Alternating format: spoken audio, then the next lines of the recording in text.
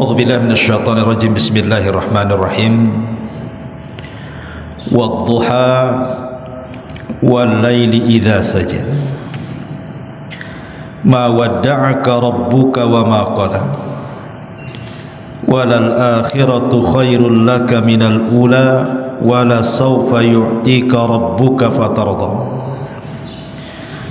Alam yajidka yatiman fa'awa wa wajadaka dhallan fahada wa wajadaka a'ilan fa'aghna fa ammal yatima fala taqhar wa amma as-sa'ila fala tanhar wa amma bi ni'mati rabbika fahaddits.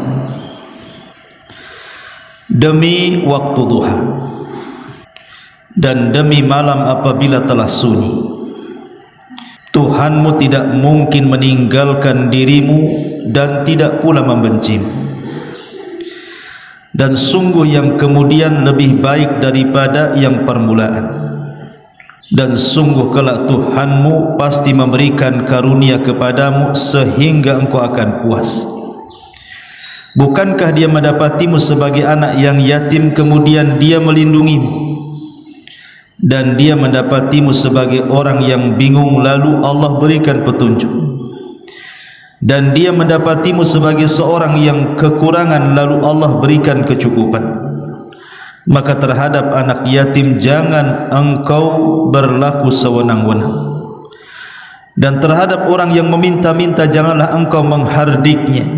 Dan terhadap nikmat Tuhanmu hendaklah engkau bersyukur. Surah Ad-Duha ini ada asbab nuzulnya. Ketika Nabi SAW datang perintah solat malam dengan turunnya surah Al-Muzammil, ya ayyuhal muzammil qumil laila illa qalila nisfahu aw inqus minhu qalila aw zid alaihi wa rattilil qur'ana tartila. Turun ayat tentang perintah solat malam. Maka sejak turun ayat perintah dalam surah Al-Muzammil ini, maka Nabi SAW tidak pernah meninggalkan solat malam seumur hidupnya dalam periode Mekah. Di periode Mekah Rasul SAW tidak pernah meninggalkan qiyamul lail kecuali 3 hari. Ada yang mengatakan 2 hari. Karena alasannya Nabi SAW sedang tak enak badan. Jadi 2 atau 3 hari Nabi SAW pernah tidak solat malam. Sehingga ketika Nabi SAW 2 atau 3 hari tidak solat malam, datanglah seorang wanita yang paling jahat yang Allah Subhanahu wa taala sebutkan dalam Al-Qur'an, hammalatal hatab. Siapa hammalatal hatab ini? Istri daripada Abu Lahab, namanya Arwa bintu Harbin atau kunyahnya Ummu Jamil. Ummu Jamil atau Arwa bintu Harbin ini kemudian datang kepada Nabi SAW di saat Rasul SAW tidak salat malam dan mengatakan, ya Muhammad aina syaitan, hai Muhammad di mana setanmu? Maksudnya Jibril. Kenapa malam ini tak datang? Karena Nabi SAW tiap malam solat malam. Tiba-tiba Rasul sudah 2 atau 3 hari tak solat malam. Jadi Arwa bintu Harbi ini ngomong, aina syaitanuk, mana setanmu? Maksudnya mana? Katanya makhluk yang setiap malam datang memberikan wahyu kepadamu. Arwa bintu Harbi membahasakan setan, maksudnya malaikat Jibril. Aina syaitanuk, mana setanmu? Jangan-jangan setanmu sudah tidak turun lagi kepadamu dan dia mencari orang lain yang akan diangkat jadi nabi dan itu bukan dirimu. Maka ucapan Arwa bintu Harb ini menyebar di tengah masyarakat Quraisy dan membuat sedih Nabi SAW. Maka untuk mengobati hati Nabi SAW turunlah ayat wadduha wal laili idza saja. Ma wadda'aka rabbuka wa ma qala. Syahidnya ma wadda'aka rabbuka wa ma qala.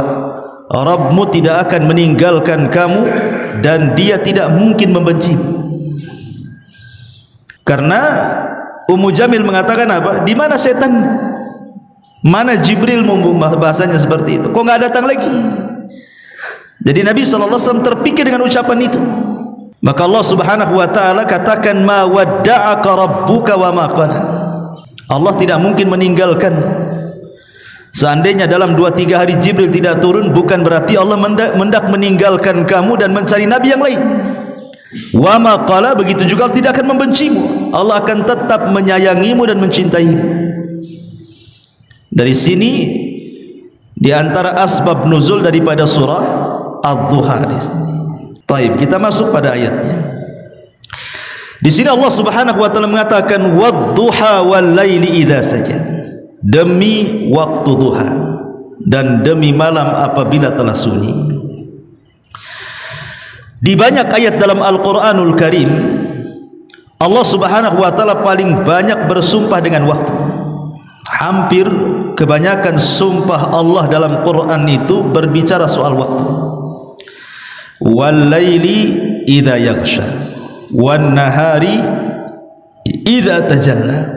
Demi malam apabila sudah menutup dan demi siang apabila sudah terpancar sinarnya. Kemudian Allah mengatakan wal fajri wa layalin ashri, demi waktu fajar dan demi malam-malam yang 10. Kemudian Allah mengatakan wal asri innal insana lafi khusrin, demi masa, demi waktu asar. Dan di sini Allah mengatakan wad-duha, demi waktu duha dan demi malam ketika sunyi. Sering saya ulang-ulang kalau kita belajar tafsir, Allah Subhanahu wa taala tidak mungkin menjadikan sumpah dari makhluknya kecuali makhluk itu memiliki keistimewaan di hadapan Allah. Karena makhluk Allah banyak, kenapa tidak dijadikan sumpah semua? Hanya makhluk-makhluk tertentu saja yang Allah jadikan sumpah. Karena Allah tidak hendak menjadikan makhluknya semuanya dijadikan sumpah, kecuali makhluk itu ada keistimewaannya di hadapan Allah.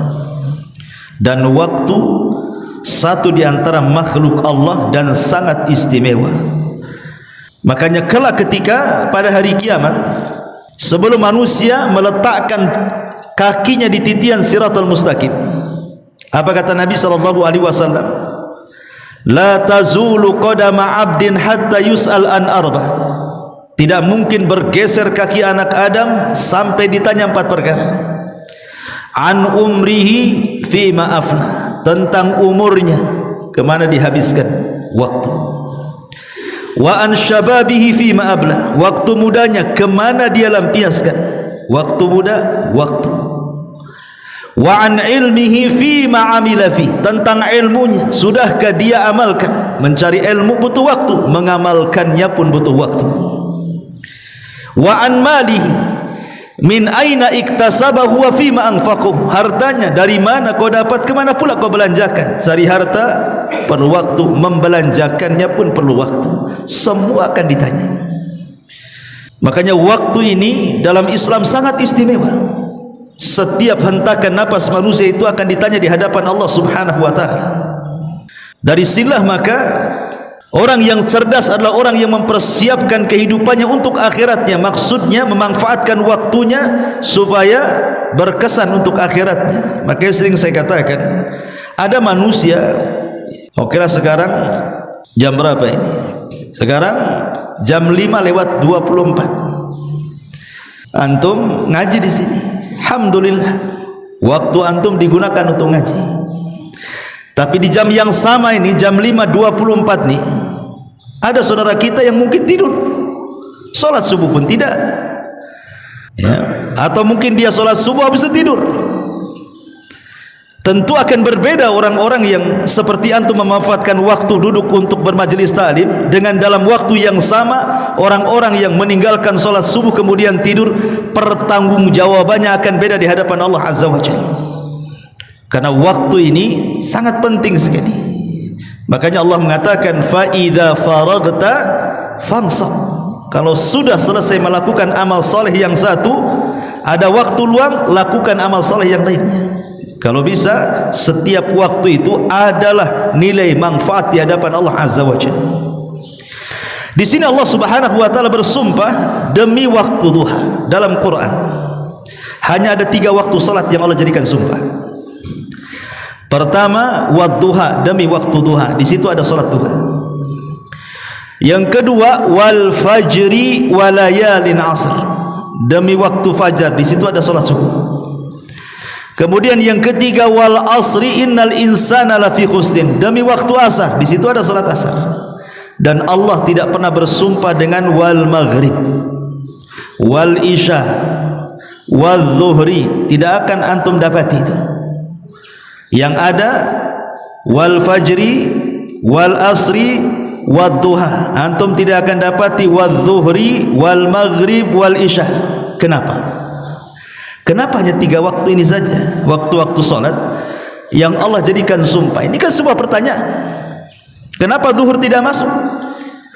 Kenapa maghrib tidak masuk? Kenapa isya tidak masuk? Bukankah 3 waktu juga waktu-waktu salat? Ulama mengatakan karena rahasia hidup manusia dalam satu hari itu ada di 3 waktu ini. Rahasia manusia dalam setiap harinya itu tersimpan dalam 3 waktu ini. Pertama, wal fajri, demi waktu fajar. Orang yang selepas subuh, kemudian seperti antum duduk berzikir, bermajlis taklim, atau mungkin baca Quran atau beribadah yang lainnya, sampai syuruk. Syuruk itu terbit matahari meninggi 1 tombak, disebut syuruk namanya. Ini waktu berkah. Kalau seseorang berdoa kepada Allah Subhanahu wa taala di waktu syuruk, maka dia akan diberkahi 1 harinya. Maka berdoalah kepada Allah Azza wa Jalla di waktu syuruk ini, semoga usaha kita diberkahi, pekerjaan kita diberkahi, umur kita diberkahi, keluarga kita diberkahi, semua hidup kita diberkahi. Maka siapa yang berdoa dengan keberkahan di waktu pagi, maka akan diberkahi sampai waktu asar. Dari sini Nabi SAW mengatakan apa? Allahumma barik li ummati fi bukuriha. Ya Allah, berkahi umatku di waktu paginya. Di sini ada waktu berkah. Makanya rahasia hidup manusia ada di waktu fajar. Kemudian yang kedua, wadduha, kita urut demi waktu duha. Waktu duha ini ada yang mengatakan dimulai dari terbit matahari meninggi 1 tombak sampai zawal. Zawal itu matahari condong ke arah barat, masuk waktu zuhur. Itulah waktu duha. Tapi ada juga yang mengatakan waktu duha itu sampai maghrib. Karena lawannya di sini Allah mengatakan wadduha wal laili, demi waktu duha dan demi malam. Artinya duha itu terbentang dari pagi sampai sore, baru setelah itu malam. Itu menurut teks daripada surah Ad-Duha. Walaupun pendapat yang kuat waktu duha itu maksudnya mulai terbit matahari meninggi 1 tombak sampai zawal matahari condong ke arah barat, masuk waktu zuhur. Itulah waktu duha. Lah waktu duha ini adalah waktu harakatun nas, waktu di mana manusia itu bergerak. Orang yang punya ladang ke ladang, orang yang punya kantor ke kantor, orang yang punya pasar ke pasar, orang yang kerja di jalan, sibuk di jalan raya. Itu waktu orang bergerak, waktu duha itu. Karena biasanya orang bekerja atau semangat-semangatnya orang bekerja, kerja apa saja, itu waktu di pagi sampai zuhur tuh. Kalau sudah zuhur udah malas biasanya. Itulah harakat manusia di situ, gerakan manusia di situ. Makanya Allah Subhanahu wa taala jadikan sumpah, karena ini waktu bergeraknya manusia. Disitulah manusia akan dapat manfaat dunia akhirat di waktu duha. Lah waktu duha ini waktu istimewa. Kenapa waktu istimewa? Karena di situ ada, pertama ada solat duha, dan solat duha itu sedekah yang mewakili 360 persendian.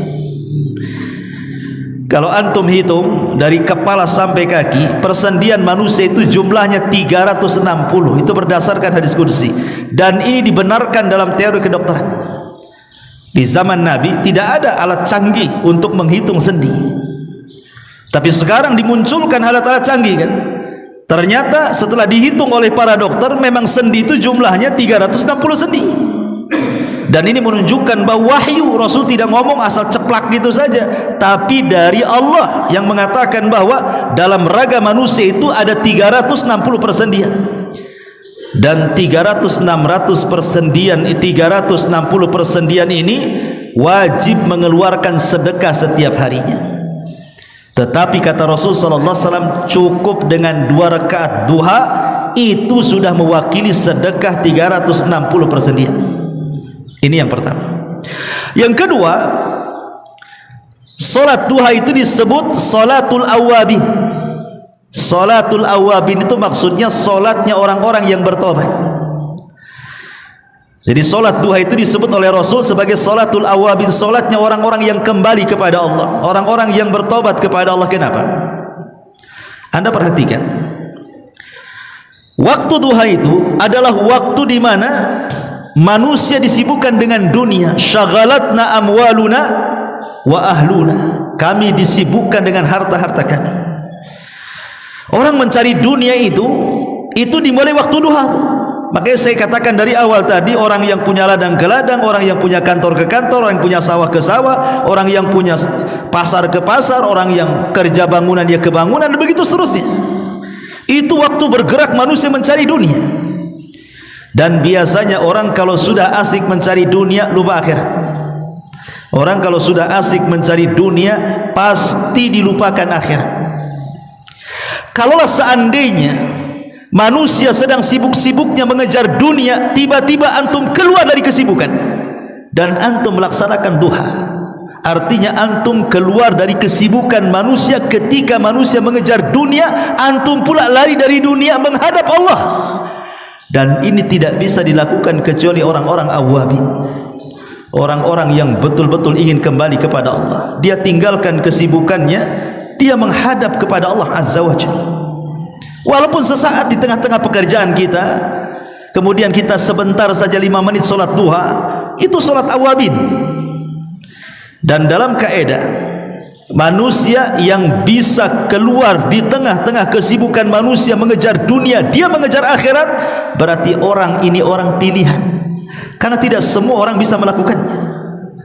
Makanya orang-orang yang melaksanakan duha adalah orang-orang pilihan di tengah-tengah orang yang sedang mengejar dunia. Ini yang kedua. Yang ketiga, waktu duha, ikhwatu fiddin, muliakan Allah subhanahu wa ta'ala, waktu duha itu yang paling afdal adalah ketika anak unta berlarian kepanasan kakinya. Artinya ketika matahari sudah terik memanaskan badan kita, ya jam 10, jam 11 itu afdalnya waktu duha. Ya. Dan Nabi SAW mengatakan, orang yang melaksanakan 4 rakaat duha, Allah akan cukupkan kehidupannya. Dalam hadis kursi, Allah akan cukupkan kehidupannya. Dari sini ada sebagian orang-orang awam yang menganggap bahwa solat duha itu solat membawa rizki. Nah, sering kita dengar kan, kalau ingin dapat rizki solat duha katanya. Kalau ingin rizkinya dimudahkan solat duha, perbanyak duha kan itu. Boleh jadi diambil dari makna hadis kursi tadi, bahwa orang yang melaksanakan 4 rakaat saja, Allah maka akan cukupkan kehidupannya. Kemudian yang terakhir, waktu duha itu ikhwan, kalau orang bisa melaksanakan sampai 12 rakaat, antum bisa melaksanakan solat duha sampai 12 rakaat, kata Nabi SAW, bunyalahu qasrun fil jannah, akan dibangunkan satu istana di surga. Inilah keistimewaan duha. Makanya Allah bersumpah wadduha, karena banyak istimewanya waktu duha itu. Kemudian Allah mengatakan walaili idza saja, dan demi waktu malam apabila telah sunyi.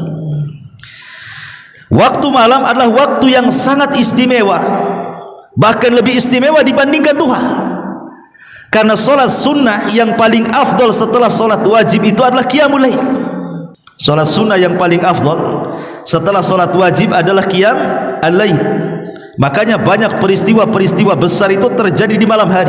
Isra Mi'raj terjadi di malam hari. Turunnya Al-Quran terjadi di malam hari. Inna anzalnahu fi lailatul qadar. Kami turunkan Al-Quran di malam Lailatul Qadar. Maknanya bukan di siang, tapi di malam hari. Ini kan peristiwa yang luar biasa di malam hari. Kemudian malam hari ini Allah katakan dalam surah Muzammil, di mana ayatnya? Inna gimana? Wa asyaddu wat'an wa aqwa mukila.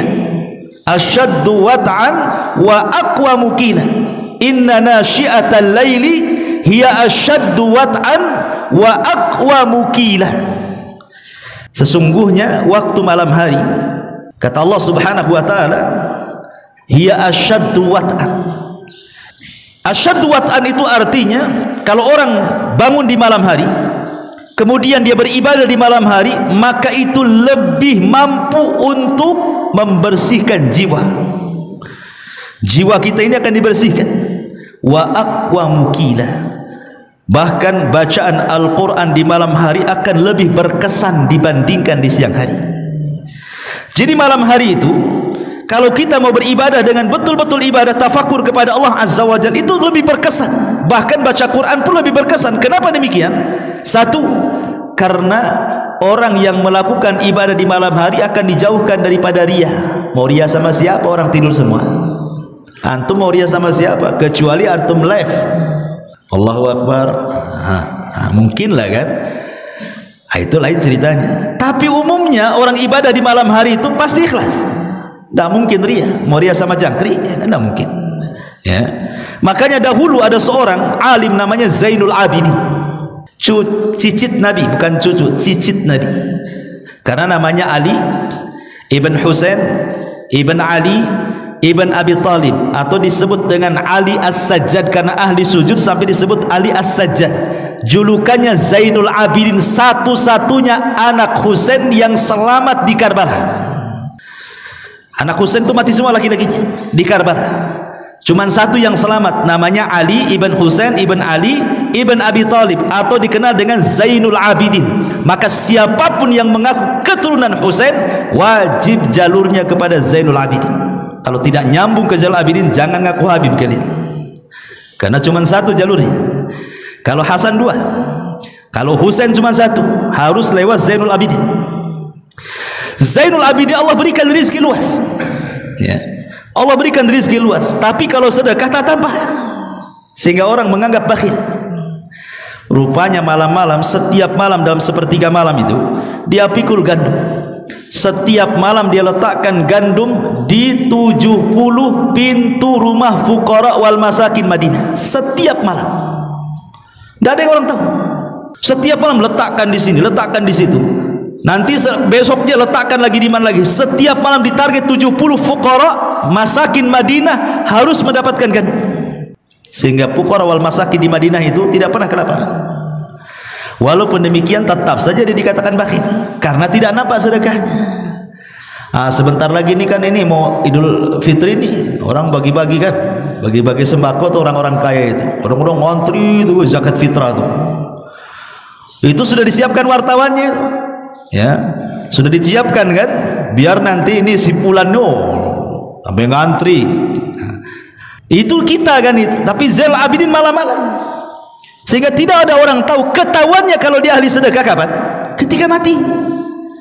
Ketika dia meninggal, orang yang memandikannya itu melihat bahwa di pundaknya Zainul Abidin kapalan karena sering mengangkut gandum. Dan ketika meninggalnya tidak ada satu rumah fuqara wal Madinah kecuali kehilangan gandum. Baru mereka sadar siapa yang selama ini ngasih infak kepada mereka. Syahidnya di sini apa? Zainul Abidin infak di malam hari, karena di situ lebih ikhlas kepada Allah Azza wa Jalla. Ibadah di malam hari itu lebih ikhlas, makanya lebih berkesan kepada hati, dan bacaan Quran pun lebih berkesan juga. Ini yang pertama, lebih berkesan, lebih jauh daripada riya dan dekat dengan ikhlas. Kemudian lebih daripada itu, yang kedua, ziyadatut tadabburi wal fahmi.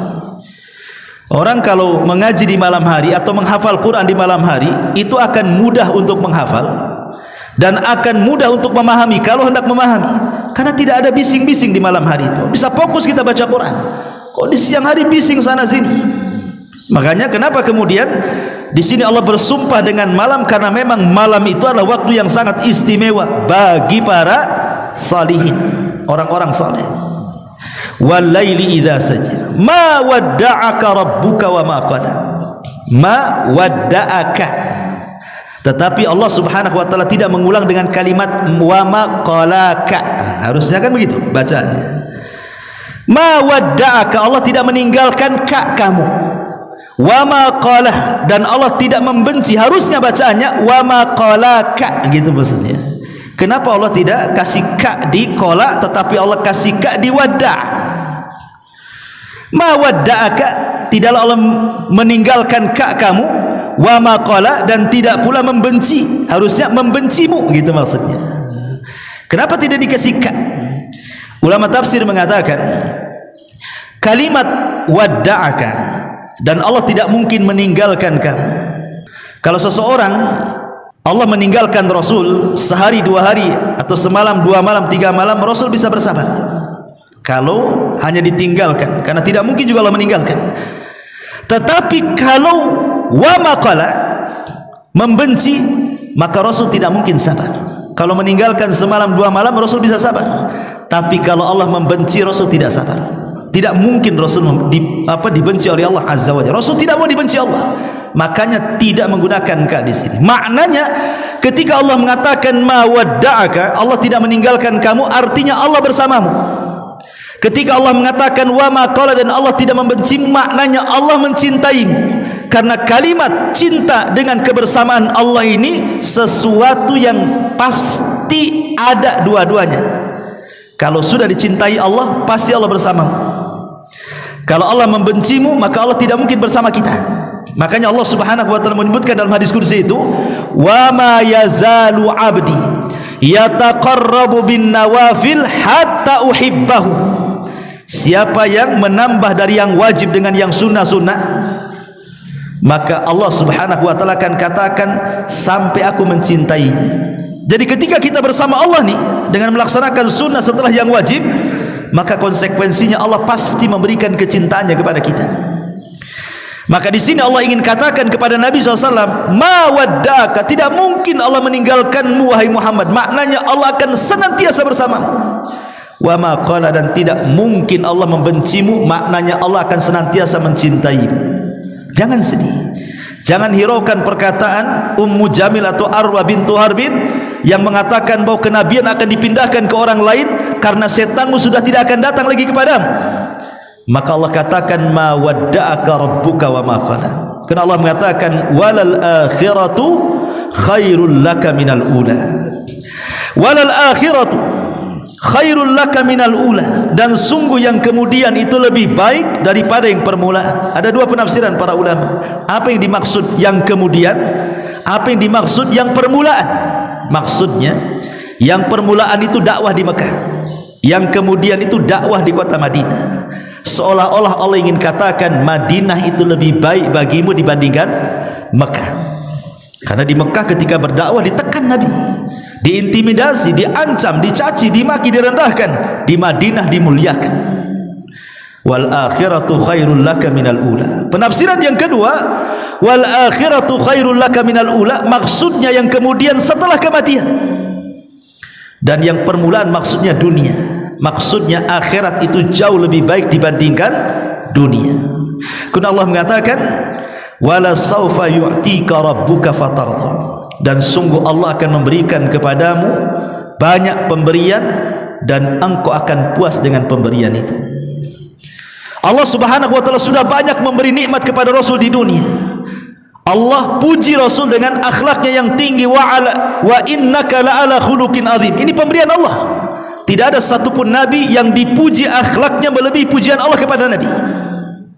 Yang kedua, Allah muliakan tanpa menyebut nama dalam Al-Quran. Kalau Allah memanggil para nabi pasti disebut namanya. Allah katakan ya Isa bin Maryam, ya Musa, ya Ibrahim. Allah sebut tuh panggilan namanya, tapi Allah tidak pernah menyebut dengan kata-kata ya Muhammad dalam Al-Quran. Allah hanya menyebut ya ayyuhan nabi, ya ayyuhar rasul, ya ayyuhal mudaththir, ya ayyuhal muzammil. Ketika Allah tidak menyebut secara langsung namanya, menunjukkan Allah memuliakan nabi, dilebihkan daripada nabi yang lainnya. Ini yang kedua. Yang ketiga, Allah Subhanahu wa taala berikan para sahabat yang sangat-sangat membela nabi. Dan Allah banyak berikan kemudahan kepada dakwah nabi. Dan begitu seterusnya. Termasuk kemenangan dalam perang, termasuk kehususan yang tidak diberikan kepada para nabi yang lainnya. Seperti apa? Allah tanamkan musuh-musuhnya rasa takut sejauh perjalanan 1 bulan.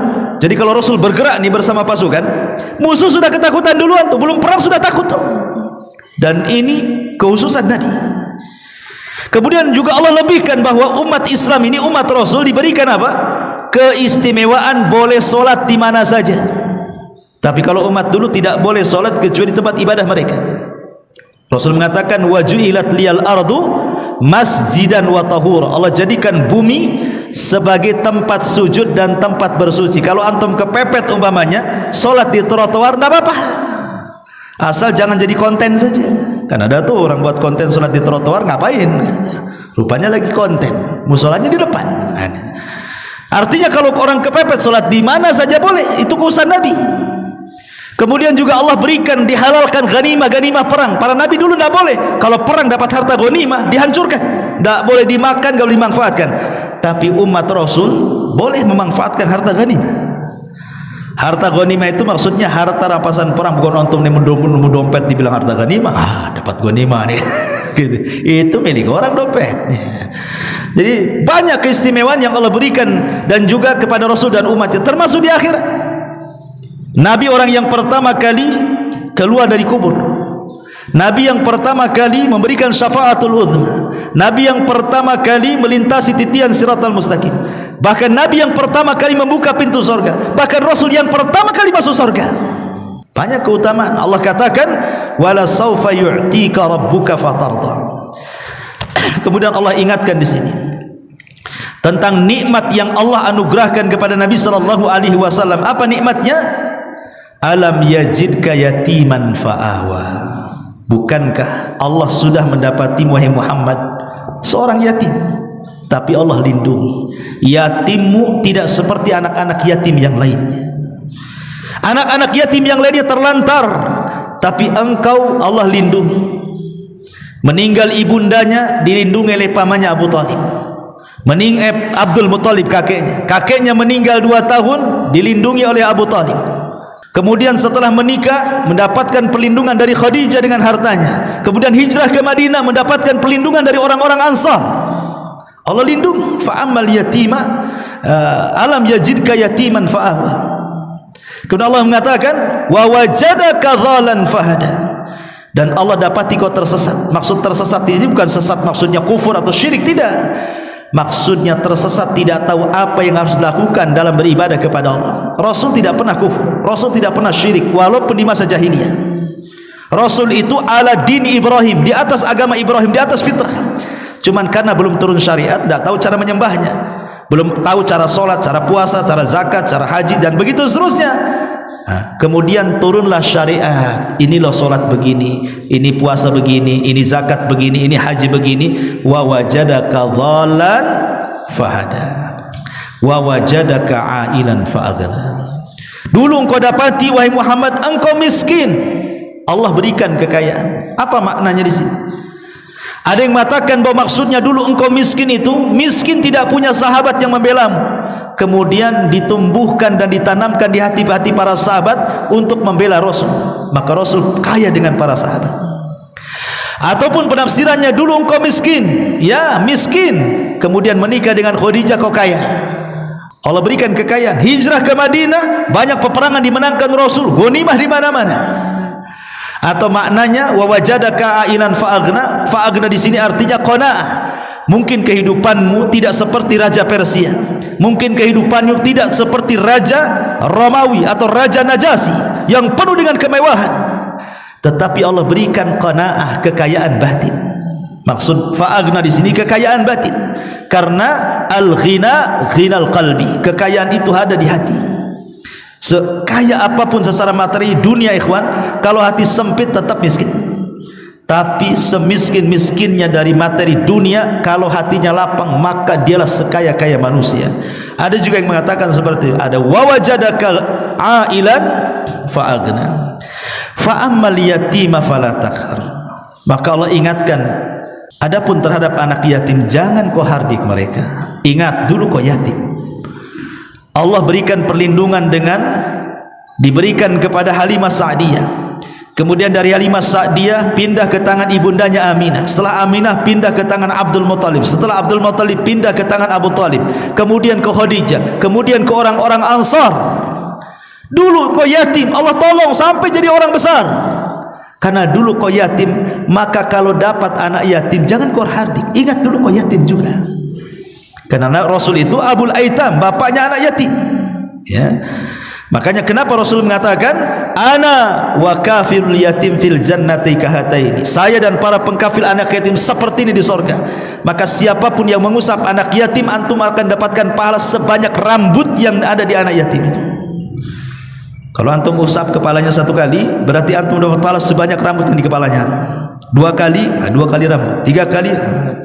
Tapi mau enggak anak yatim digituin sama antum? Mau. Kalau antum kasih amplop sekali, kasih 100 usap, 200 usap, 1 juta 10 kali usap tuh. Banyak pahala antum tuh kan. Mungkin anak yatim tiap hari minta diusap tuh. Kalau antum ada jatah ya. Baik. Kemudian wa ammas sa'ila fala tanhar. Dulu engkau miskin, Allah berikan kekayaan.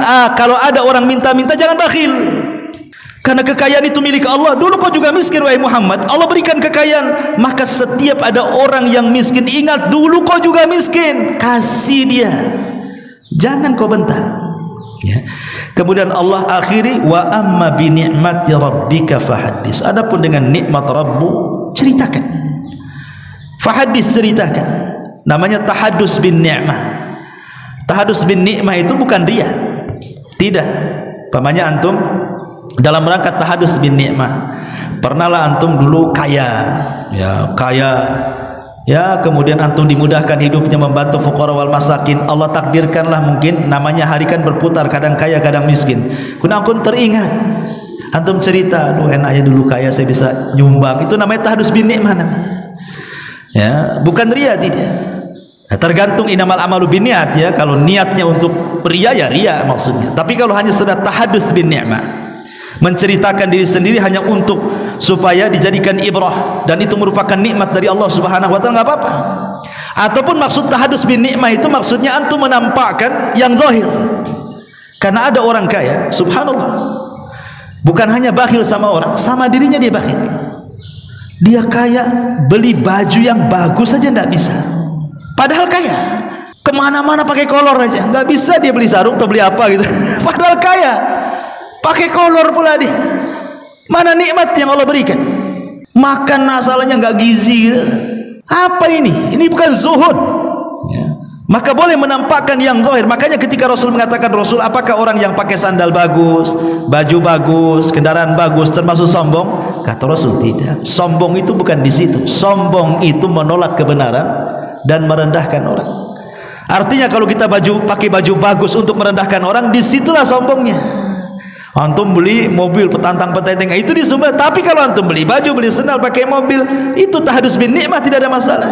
Yang penting jangan rendahkan orang. Ya, itu saja sebenarnya. Makanya Allah mengatakan fa amma bi ni'mati rabbika fahaddits. Subhanakallah bihamdika asyhadu an la ilaha illa anta astaghfiruka wa atubu ilaik. Allahu ta'ala. Assalamualaikum warahmatullahi wabarakatuh.